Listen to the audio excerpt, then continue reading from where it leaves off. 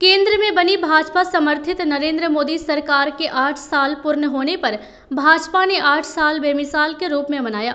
इस मौके पर हिमाचल प्रदेश की राजधानी शिमला में हो रही रैली में प्रधानमंत्री के संबोधन को एलईडी के माध्यम से पूर्व विधायक निर्भय कुमार शाहाबादी के आवासीय कार्यालय में भाजपाइयों ने सुना। उनके संबोधन समाप्त होने पर पूर्व विधायक ने कहा कि आज देश बदल रहा है। देश प्रधानमंत्री मोदी के नेतृत्व में आत्मनिर्भर बन रहा है। स्टार्टअप के जरिए रोजगार और उत्पादन के क्षेत्र में भारत पूरे विश्व में तीसरे नंबर पर है। भारत को इस ऊंचाई पर पहुंचाने में हमारे प्रधानमंत्री नरेंद्र मोदी जी का ऊंची सोच और लगनशीलता का परिणाम है।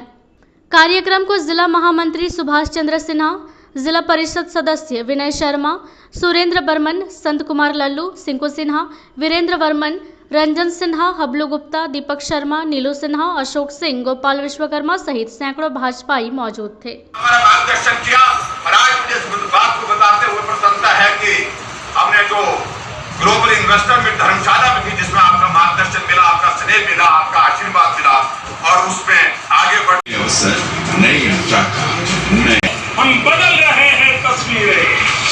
छत का सपना संजोए लोगों को मिले प्रधानमंत्री आवास योजना के मकान।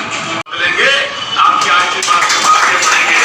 आपके आशीर्वाद से मार्गदर्शन में यहाँ सरकार चल रही है और फिर से हुए एक बार फिर से आप शिमला पहुंचे।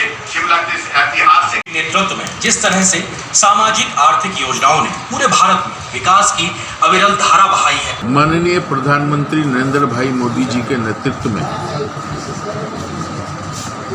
8 साल बेमिसाल 8 वर्ष पूरे हुए हैं और इस पे आज माननीय प्रधानमंत्री जी का शिमला में जो उद्बोधन हुआ, उस उद्बोधन को पूरे भारत के करोड़ों लोगों ने देखने का काम किया और उससे प्रेरणा प्राप्त की। और यह एक अनूठी बात थी कि आज भी जिस एनर्जी से ओतप्रोत उनका उद्बोधन हुआ, तो सिर्फ लाभार्थी ही नहीं, जो लाभ भारत सरकार लाभार्थियों को दे रही है, साधारण लोगों को भी सीधे मन को छूने वाली बात उन्होंने कही है। देश की समृद्धि के लिए, देश के सीमाओं की रक्षा के लिए, देश में हो रहे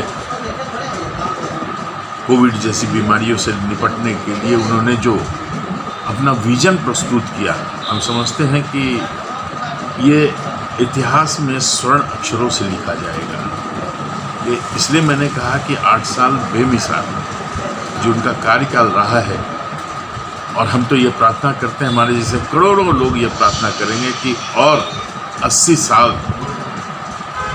उनके नेतृत्व में भारत सरकार चले, भारत की बागडोर उनके हाथ में रहे।